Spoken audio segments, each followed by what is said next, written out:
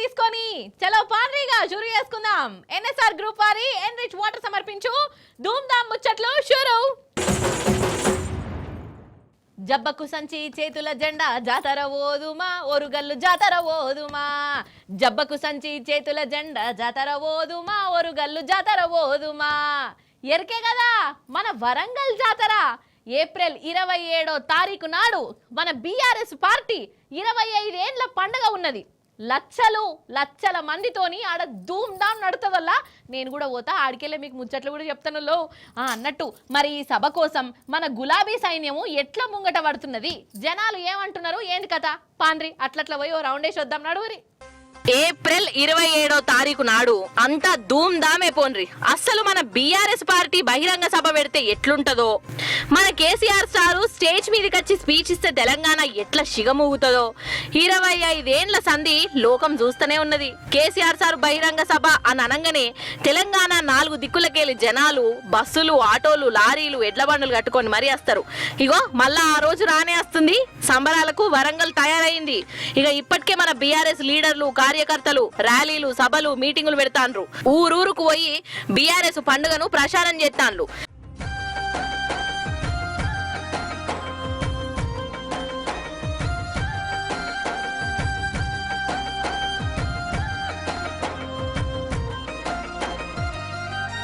అన్నట్టు మన ఆదిలాబాద్ జిల్లా ముఖరాం ఊరోళ్ళు ఏం చేసినా జరంత వెరైటీగా చేస్తారు కదా. ఇగో అక్కడ మన బీఆర్ఎస్ లీడర్లను మాజీ సర్పంచు మీనాక్షక్క ఇంటికి పోయి బొట్టు పెట్టి బట్టలు వంచి సభకు రమ్మని జనాలకు పిలిపిచ్చిర్రు.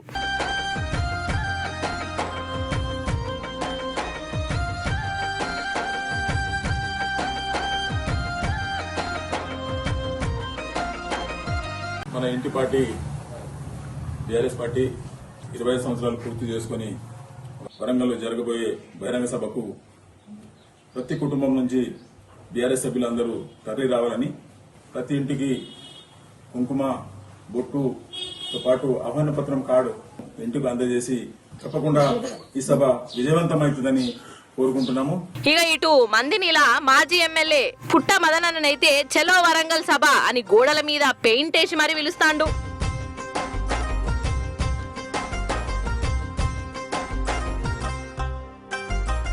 ఇగో ఇటు చూడురులో నాకు ఈ సీన్ చూస్తే దిల్కుష్ అనిపించింది. మైబాద్ జిల్లా కురివి మండలం తులసియా తండాలో ఉండే ఈ బాజీ అనే పెద్దవ్వ మన బీఆర్ఎస్ సభ కోసం 1000 రూపాయలు షెండా ఇచ్చిందిలో షెండా. ఇక ఈ షెండా పైసలు కూడా ఎక్కడి అనుకుంటున్నారు, ఆమెకు వచ్చిన పింఛన్ పైసల నుంచి 1000 తీసి బీఆర్ఎస్ సభకిచ్చింది. నిజంగా ఎంత గ్రేట్ అలా ఇది. కేసీఆర్ సార్ చేయబట్టుకనే నాకు పింఛన్ వచ్చింది. 1 నెల పింఛన్ పైసలు పార్టీ సభకే పెడతా అని అనుకుంటా మాజీ ఎంపీ మాలతు కవితక్క చేతులు పెట్టింది.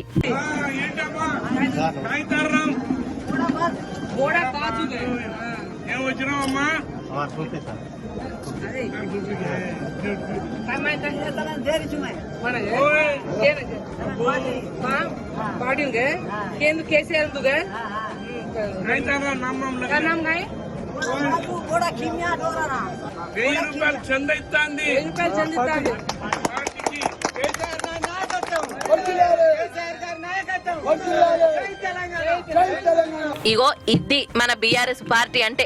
అన్ని పార్టీలు ఒక లెక్క, మన గులాబీ పార్టీ ఇంకో లెక్క. ఈ బీఆర్ఎస్ పార్టీని జనం మనసులో పెట్టుకున్నారు. ఇంటి పార్టీ అన్నట్టే చూసుకుంటారు. కుటుంబం మంచువారి కుటుంబం, కుటుంబం మంచువారి కుటుంబం. నిజంగా క్రమశిక్షణ అనే మాట ఏడనన్న నేర్చుకోవాలనంటే మన మంచు మోహన్ బాబు సార్ కాడనే నేర్చుకోవాలి అని అంటారు కదా. నువ్వు సార్ మస్తు మంచోడు, ఆయన కుటుంబము మస్తు క్రమశిక్షణ గల కుటుంబం. ఇగో ఇట్ల పేరు పోయింది. కానీ కొన్నొద్దుల సంధి మంచు వారి కుటుంబంలో కూడా లొల్లులు జవడాలు అవుతాయి. అయినా ఏ ఇంట్లో లేవు చెప్పుండ్రోల్లా కదా. పోలీస్ కేసులు పెట్టుకునుడు, జనరేటర్ల చక్కెర పోషుడు, ఇగో ఇవన్నీ కూడా అయిపోయినాయి. ఇప్పుడు మనోజ్ అన్న నాయన ఇంటి ముంగట్నే ధర్నాకు దిగిండు. మరి ఆయనకేమి ఆపత వచ్చిందో ఏందో అరుచుకున్నట్టు చేద్దాం రాండ్రి. అగో మోహన్ బాబు సారు చిన్న కొడుకు మంచు మనోజ్ బాబు ధర్నాకు దిగిండు కాదల్లా. ఇంటి గేటు ముంగట కూర్చొని న్యాయం కావాలి, ధర్మం కావాలి, నన్ను ఇంట్లోకి రానియాలి అని అనుకుంటా కూర్చున్నాడు. ఇక వీళ్ళ ఇంట్లో నడుస్తున్న లొల్లులు పంచాదులు మీకెరుకున్నదే కదా, అన్నదమ్ముళ్ళ లొల్లి, తండ్రి కొడుకుల నడుమ పంచాది.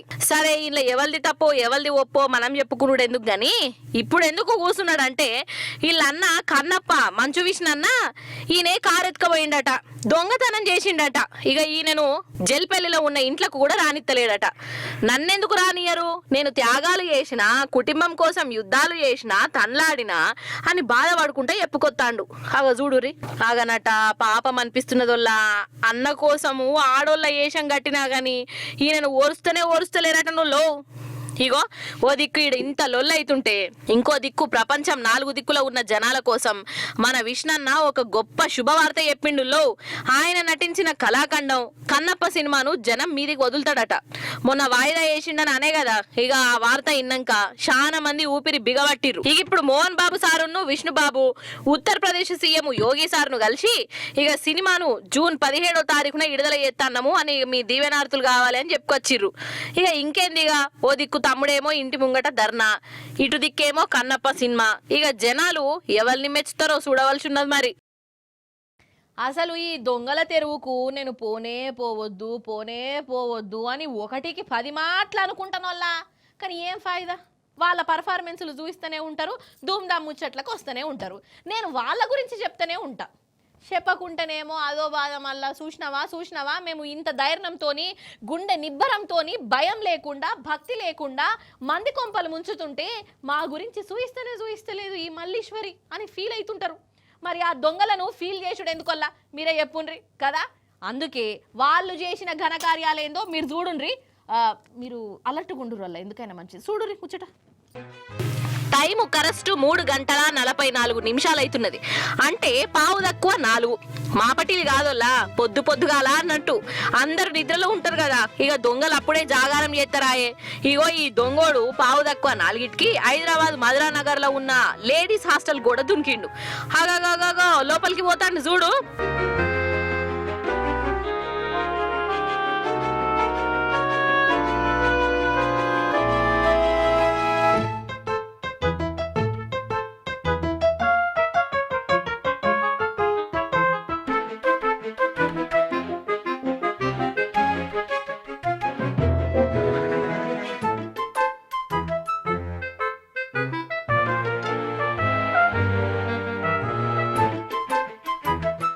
దర్వాజలకు బేడం పెట్టుకోలే కావచ్చు, అగో గట్ల పెట్టుకోకుంటే ఎట్లా? ఇక వీడు మంచిగా సొర్రి పాపం ఆడవిళ్ళల కంప్యూటర్లు, బ్యాగులు, ఫోన్ ఛార్జర్లు ఒక మూట కట్టుకొని ఎత్తుకుపోయిండోల్లా.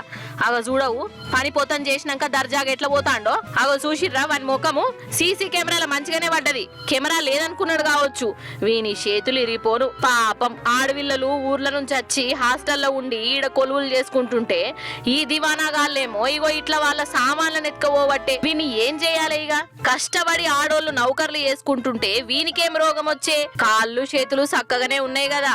దొంగతనాలకు తెగబడ్డాడు దివానాగాడు.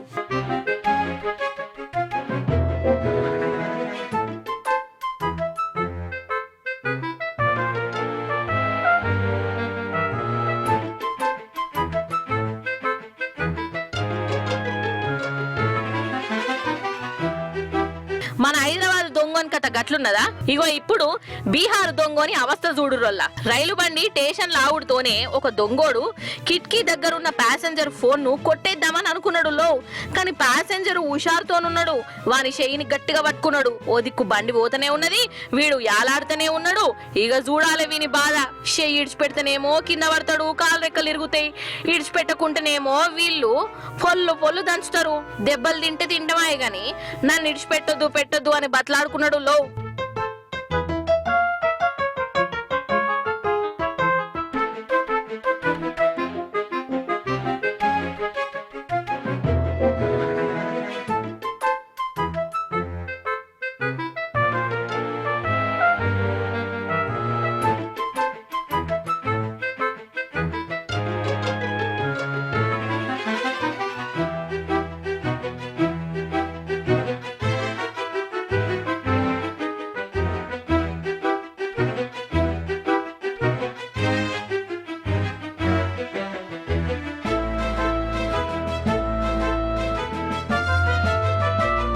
ఇక బండ ఆగినాక వీన్ని అందరు కలిసి వాళ్ళ స్టైల్లో సన్మానం చేసిర్రు. అరే కాదల్లా దొంగతనాలకు కూడా ఇంత ఘనము సాహసాలు చేస్తాండ్లు, ఇంత ధైర్యం ఉన్నది. మరి ఇదే ధైర్యము ఇదే సాహసము కష్టపడి పనిచేసుట్లా చూయిస్తే ఏమైతుందో నొల్ల ఈ దేడ్ది మగ్గాళ్లకు. అంతే పట్టుర్రి కొందరికి దొంగ సొమ్ము తింటేనే కిక్కస్తది అయి ఉండాలి కదా. అటు జపానోడు ఏమేమో కనిపెడతాండు, ఇటు చైనా ఓడు ఏఐ అని అనుకుంటా దూసుకుపోతాండు. మరి మనోళ్ళు ఏం చేస్తాండ్లు? ఈ ఏఐ గ్రాఫిక్స్లు టెక్నాలజీలు అంతా వేస్ట్, మేము ఒరిజినలు అని అనుకుంటా ఇగో ఇట్లా దూసుకుపోతాండ్రు. చూసి తరించుండ్రమ్మ మీరే ఇక. అగో పట్టాల నడిమిట్లా వండుకున్నాడు పురుసత్తుగా, ఫోన్ కూడా పట్టిండు. ఆకాశాన్ని పోటు వదిస్తాడు కావచ్చు అని అనుకునేరు. అగ చూడుండ్రి వీని కళాపోషణ.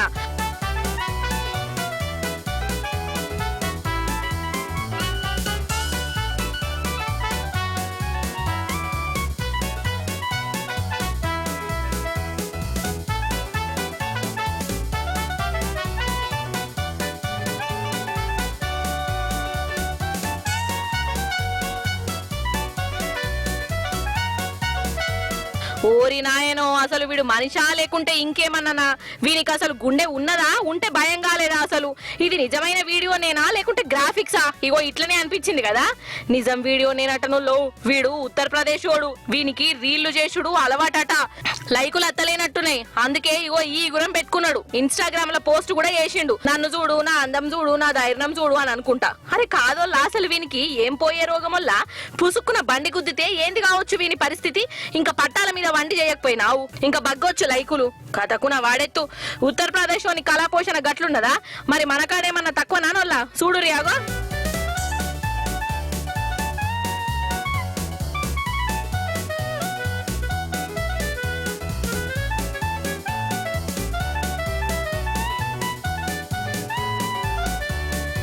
అగో ఈ పిల్లగాడైతే డైరెక్ట్ పోలీస్ కార్ తోనే రీల్ చేసి పడేసిండు. నాగర్ కర్నూలు జిల్లాలన్నట. ఈ కారేమో ఈగలపెంట పోలీస్ టౌన్ ఉంది. మంగళవారం నాడు ఇద్దరు పిల్లగాన్లు ఈ పోలీస్ కారు నడుపుకుంటా దాంట్లో రీల్ చేసి ఒక చిత్తం చేసుకున్నారు. పోలీసు వాళ్ళ దాంట్లో ఇగో వీళ్ళ సుట్టపోళ్ళు ఉన్నారట. కానీ ఎంత ధైర్యం చూడు. ఎంత మనకు హోమ్ మినిస్టర్ లేకుంటే మాత్రము ఎవరేం చేస్తారు తీ అని అనుకుంటా ఇట్లా యేసుడేనా అనోళ్ళ కథకున్న వాడెత్తు. రాను రాను ఇంకెన్ని చిత్ర విచిత్రాలు చూడవలసి వస్తుందో ఏం పాడోపా.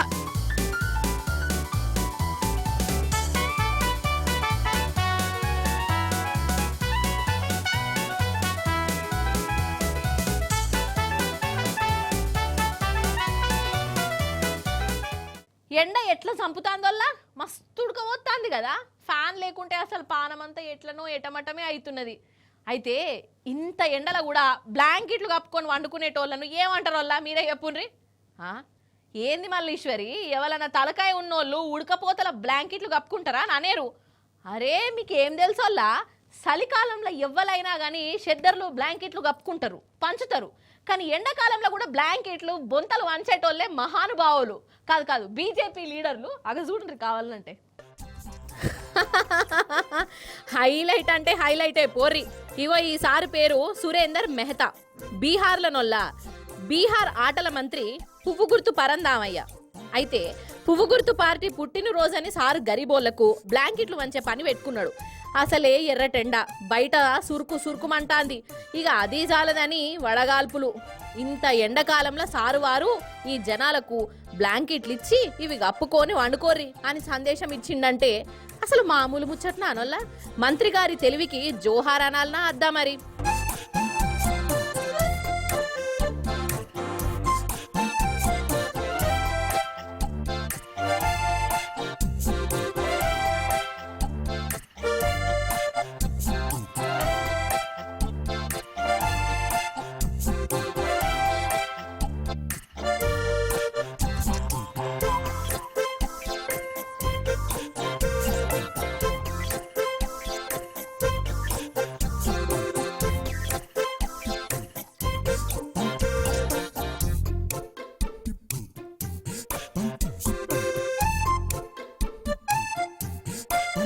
అసలు నన్ను అడిగితే పువ్వు గుర్తులో ఉన్న లీడర్లందరూ ఇట్లనే ఉంటారు కావచ్చు. లో అంతెందుకు, అప్పట్లా కరోనా కాలంలో మన కిషన్ రెడ్డి సారు గరీబోళ్ళ కోసం మనిషికో కుర్కురే ప్యాకెట్ వంచే కదా.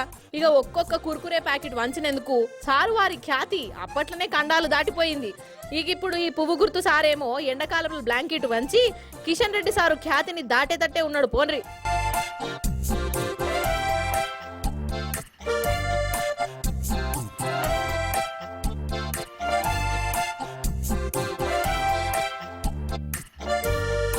కాదబ్బా, అసలు రోడ్డు మీదకి రాగానే సిగమొత్తద అనోళ్ళ కొందరికి చెప్పుండ్రి. అరే స్టీరింగ్ బట్ట పాపం, ఇక ఈ రోడ్డు నాదే, ఈ పోకట నాదే, మనల్ని ఎవర్రా ఆపేది అన్నట్టే పోతుంటారు. ఇక మరి అట్లా పోయిన వాళ్ళు చక్కగా ఏమన్నా పోతారా అంటే అది కాదు, మంది నాగం పట్టిస్తారు, ఆల్లాగం అవుతారు. అదేనోళ్ళ టక్కర్ల గురించి చెప్తా అన్నా పాన్రి. రోడ్ల మీద కొందరి శకలు ఎట్లున్నాయో మీరే చూడురిగా. ఈడ చూడురోల్లో జప్పున అటుకెళ్ళి డీసీఎం వ్యాన్ అత్తాంది, ఇక ఇటుకెళ్ళి బండి మీద వీళ్ళు పోతాన్రు.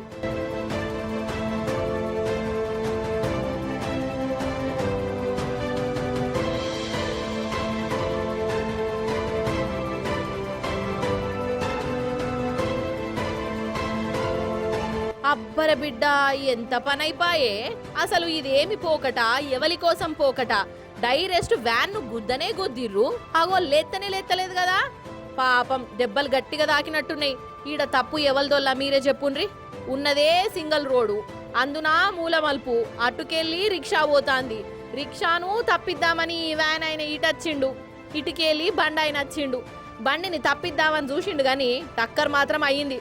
రోడ్డు మీదకి వచ్చినప్పుడు వెనక ముందు చూసుకుంటా ఓరానోళ్ళ కథ గాని.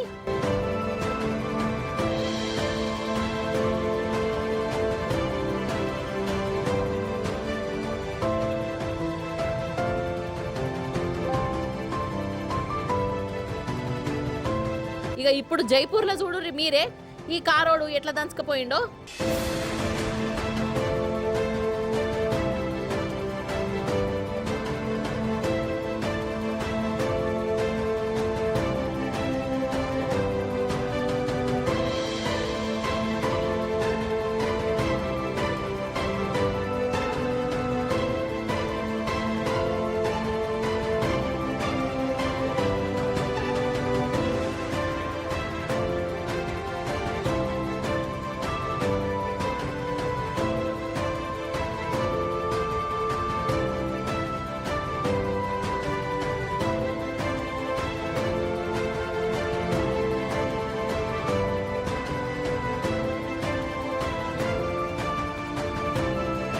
పోషిని కథ సల్లగుండా అది రోడ్ అనుకుంటుండా లేకుంటే ఇంకేమన్నానా? జనం మీదనే తీసుకుపోయిండేంది. కారు నడిపేటోడు మందు తాగిండట, ఇంకా వీని తాగుడు కగ్గివెట్ట. తాగినోడు తాగినట్టు ఇంట్లో వండకనట, కారేసుకొని వచ్చుడేంది, మందిని గోస ఉచ్చుకునుడేంది. పాపం ముగ్గురు చచ్చిపోయిరోల్లా వాడు చేసిన యాక్సిడెంట్కు. అరే కాదోల్లా, ఏమన్నంటే కోపాలు బాగా వస్తాయి గాని అసలు ఈ స్పీడ్గా పోవద్దు, మందు దాగి నడపొద్దు అని 1కి 10 సార్లు పోలీసు వాళ్ళు చెప్తానే ఉంటారు. నేను కూడా అంటనే ఉంటా, తాగి నడిపితే ఏమైతుందో ఎన్నో యాక్సిడెంట్లను చూసుకుంటూనే ఉన్నాం. అయినా గాని గిట్ల అచ్చుడేంది, గిట్ల మందిని ముంచుడేంది, ఎవలో చేసిన తప్పుకు అసలు ఏ తప్పు చేయని కుటుంబాలు రోడ్డు మీద పడుడేంది. ఛ!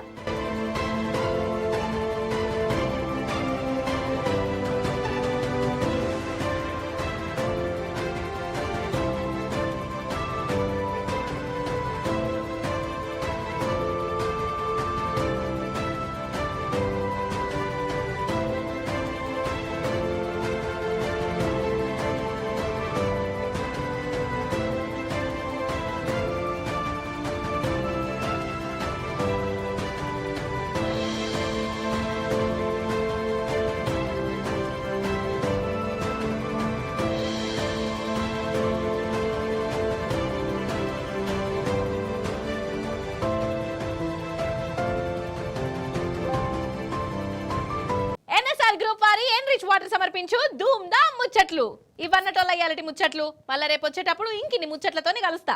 అప్పటిదాకా మీరైతే చూస్తూనే ఉండరు టీ న్యూస్. నేనుంటా మరి. నమస్తే, టాటా.